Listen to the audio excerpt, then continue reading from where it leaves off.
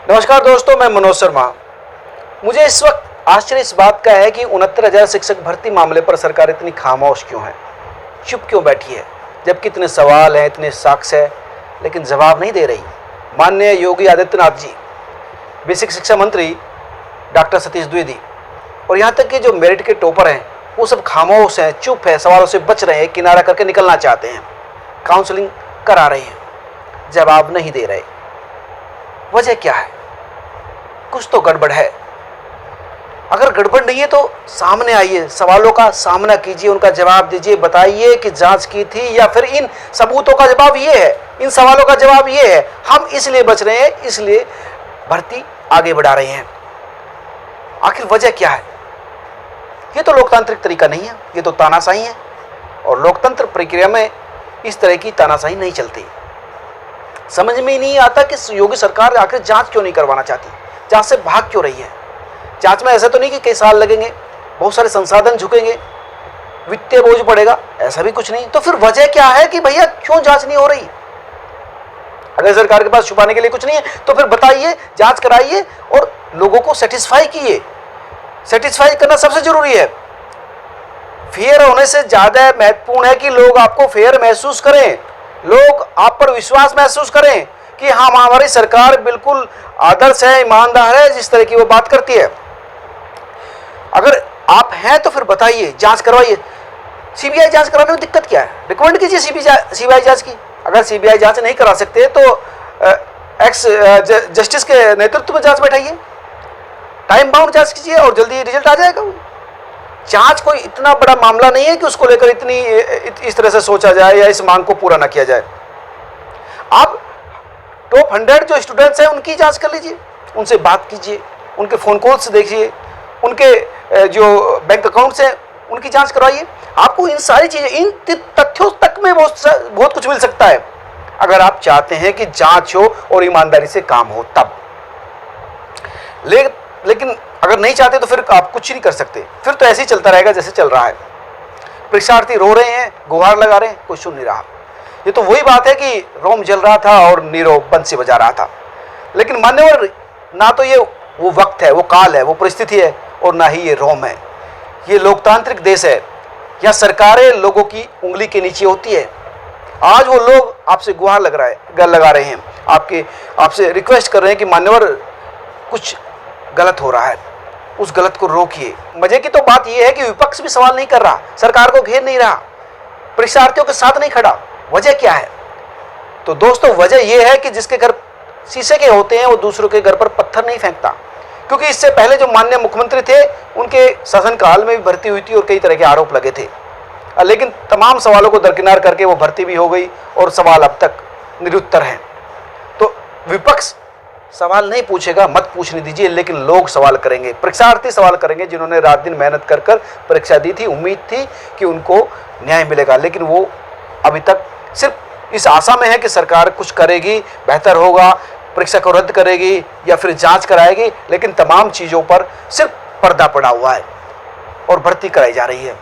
तो ये चीज़ें एक लोकतांत्रिक प्रक्रिया में, एक लोकतांत्रिक सरकार के नेतृत्व में बिल्कुल ठीक नहीं ठहराई जा सकती। आपसे उम्मीद ज़्यादा है योगी जी, तभी आपसे इतना आग्रह किया जा रहा है। लोग चाहते हैं कि इस पर तुरंत कार्रवाई हो। यह प्रक्रिया जब से चली थी, यानी 69,000 शिक्षक भर्ती जब से चली थी, तब से लेकर अब तक ये विवादित रही है। परीक्षा शुरू होने से एक दिन पहले ये परीक्षा का प्रश्न पत्र ही लीक हो गया था, आंसर आ गए थे, व्हाट्सएप पर सर्कुलेट हुए थे, उसके बाद छापे पड़े थे, 28 लोग गिरफ्तार हुए थे, लेकिन जांच ढाके तीन पाती रही, कुछ हुआ नहीं। जांच ठंडे बस्ते में चली गई। फिर रिजल्ट आया तो बात सामने आई, उभर कर आई कि भैया ये जो परीक्षा हुई थी उसमें कितना बड़ा घपला हुआ था, घोटाला हुआ था। कौन लोग टॉपर रहे? वो लोग टॉपर रहे जिनके जो टीईटी में बहुत औसत मार्क थे। वो लोग हुए जो कई सालों तक फेल हुए हैं पिछली कक्षाओं में। एक एक परिवार के कई लोग पास हुए हैं ना। आश्चर्य की बात, तमाम तरह के आरोप हैं, सबूत हैं। ये लोग तो मीडिया के सामने नहीं आ रहे। मैंने खुद फोन लगाया लेकिन किसी ने फोन पिक नहीं किया। ये अपने आप में आश्चर्य की बात है। मेरे पत्रकारिता जीवन में ऐसा नहीं हुआ कि कोई अचीवर आए। मैंने आईएएस, पीसीएस और सामान्य स्टूडेंट्स के इंटरव्यू किए हैं, सबने पिक किया है, आंसर दिया है बहुत सटीक से। एक बार नहीं, कई बार इंटरव्यू दिया है। सब चाहते हैं कि जो उनकी मेहनत है उनको कंसिडर करे समाज, सोसाइटी उनको माने, लोग उनको पहचाने। लेकिन यहाँ एक भी बंदा ऐसा नहीं है जो सामने आकर कहे कि हाँ भाई मैंने टॉप किया है, वो मेरी मेहनत के बल पर है, मैंने परीक्षा तैयारी ऐसे की थी। यहाँ तक कि जो कोचिंग इंस्टीट्यूट है वो भी सामने नहीं आ रहे कि भैया ये जो टॉपर है हमारे यहाँ के, जबकि होड़ लगी रहती है। लेकिन इस बार ऐसा नहीं है। तो वजह क्या है? टॉपर भूमिगत है, अपने आप में अजीब बात है। ये सब चीज़ें क्या शक नहीं पैदा करती?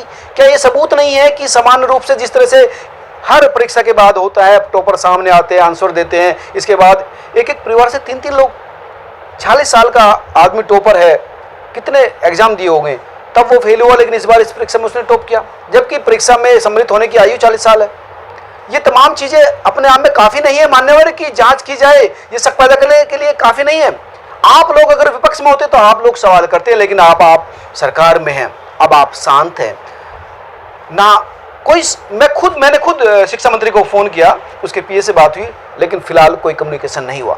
टॉपर ने कोई आंसर नहीं दिया। वजह क्या है? क्यों छुप रहे हो? सामने आइए, हर सवाल का उत्तर देना होता है, ये लोकतांत्रिक प्रक्रिया है। और ये जो पढ़े लिखे लोग हैं, टीचर जिन्हें आप बना रहे हैं उनका नहीं पता, लेकिन जो लोग सम्मिलित हुए हैं उसमें बड़ी संख्या ऐसी है जो प्रबुद्ध है, जो अपने हकों के लिए लड़ती है और अपने हकों को जानती है। तो मान्यवर इस पर तुरंत आपको एक्शन लेना होगा, जांच करानी होगी। भर्ती प्रक्रिया में इतने झोल है, इतने घोटाले, हालांकि इसको रद्द किया जाना चाहिए था। अगर आप इसको रद्द नहीं करते तो इसकी निरपेक्ष जांच होनी चाहिए और 100 से ऊपर या 110 से ऊपर जितने लोग हैं उनको एक फेयर एग्जामिनेशन के थ्रू फिर से उनकी स्क्रूटनी होनी चाहिए। ये कोई बड़ी मांग नहीं है, कुछ नहीं मांग रहे, बच्चे रो रहे हैं। आप देखिए कि किस तरह से लोग हताश हैं। वो एक ही मांग कर रहे हैं कि हमको सिर्फ जांच कर दीजिए ताकि हम सेटिस्फाई हो जाए, क्योंकि उन्होंने मेहनत की थी। मजदूरी करके लोग पढ़ रहे हैं, उन लोगों की आत्मा क्या कर रही है आप समझिए। हालांकि सत्ता की ताकत अंधा कर देती है, उसको किसी की आवाज़ सुनाई नहीं देती। चटुकारों की फौज होती है, ब्यूरोक्रेट्स होते हैं जो तरह तरह के तर्क और तरह तरह के सुझाव देते हैं। उनके आगे आदमी की तर्क और दूर तक देखने की जो दृष्टि है वो थोड़ी बाधित हो जाती है, सीमित हो जाती है। तो मान्यवर एक पत्रकार के नाते मैं आपको बताता हूं कि एक प्रशासक के तौर पर आपका दायित्व है इस समय इस प्रक्रिया को पूरी तरह से फ्री एंड फेयर कराने का, जो इस समय नहीं है उसको आप कराइए। नहीं तो सत्ता आनी जानी चीज है। अगर जनता के हितों को आप इस तरह से नजरअंदाज करेंगे, उनको नहीं सुनेंगे, तो ये फिर मौका नहीं देगी। पिछली बार जो सत्ता में थे उनको भी यही लगता था कि फिर से सत्ता में आ जाएंगे, उन्होंने नहीं सुना। हालांकि चुनाव के वक्त बहुत जोड़ तोड़ किया, तमाम कोशिशें की है, लेकिन जनता ने स्वीकार नहीं किया। जनता देखती है, मौका देती है।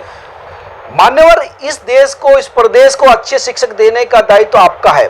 बहुत सारे वीडियो सर्कुलेट होते हैं, वायरल होते हैं, सरकारी टीचर्स के, देश के अलग अलग हिस्सों के, यूपी के भी हैं, बिहार के भी हैं, जिसमें जो टीचर्स से सवाल पूछे जाते हैं बहुत औसत दर्जे के, लेकिन वो नहीं बता पाते। लिखवाया जाता है बहुत सामान्य शब्द, नहीं लिख पाते। भविष्य नहीं लिख पाते तो भविष्य कैसे गढ़ेंगे नौनिहालों का? कैसे उनको बेहतर वैज्ञानिक, बेहतर पायलट, बेहतर शिक्षक बना पाएंगे जब वो खुद नहीं जानते लिखना पढ़ना? इन हालात में, इस पृष्ठभूमि में आपका दायित्व है कि इस प्रदेश को बेहतर शिक्षक मिले, ताकि बेहतर शिक्षा का प्रसार हो, प्रचार हो, बेहतर नागरिक पैदा हो सके। अगर नया उजाला लाना है, उत्तर प्रदेश को उत्तम प्रदेश बनाना है, तो आपको मेहनत करनी पड़ेगी, लीड लेना पड़ेगा। ये जो तमाम चीज़ें हैं, जो जिस तरह के आरोप हैं, प्रत्यारोप है, आप नेगलेक्ट करके आगे बढ़ सकते हैं, लेकिन नहीं, एक लीडर का दायित्व है कि तमाम चीज़ों को कंसिडर करे और फिर जो ठीक है उसके आधार पर काम करे। मेरा दायित्व था, मैंने आपको बताया कि सच्चाई क्या है, लोगों में गुस्सा है। अब आपका दायित्व है, आपकी बारी है, बेहतर कीजिए, न्याय दीजिए। काफ़ी देर हो चुकी है, लोग उम्मीद लगाए बैठे हैं कि कुछ ना कुछ होगा, तो कुछ कीजिए। नमस्कार। सब्सक्राइब करें, लाइक करें और अपने दोस्तों के साथ शेयर भी करें।